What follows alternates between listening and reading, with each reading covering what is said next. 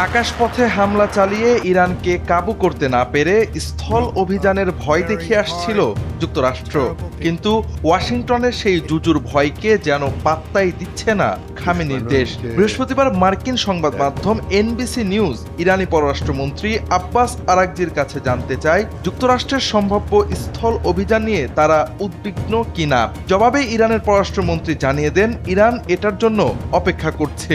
এমন উত্তরে বিস্মিত উপস্থাপক জানতে চান ইরান অপেক্ষা করছে, তখন আরাগজি আত্মবিশ্বাসের সাথে বলেন ইরান স্থল অভিযানের জন্য অপেক্ষা করছে, আর সেটা হবে যুক্তরাষ্ট্রের জন্য ভয়াবহ বিপর্যয়। এদিকে সংঘাত বাড়লেও ইরান যুদ্ধবিরতির জন্য কোনো অনুরোধ করেনি বলে জানিয়েছেন আরাগজি। গত বছরের ইসরায়েলের সঙ্গে স্বল্প সময়ের যুদ্ধের প্রসঙ্গ টেনে তিনি বলেন সে সময়ও তেহরান যুদ্ধবিরতি চায়নি, বরং তখন ইসরায়েলি যুদ্ধবিরতির অনুরোধ করেছিল। JBS holdings limited.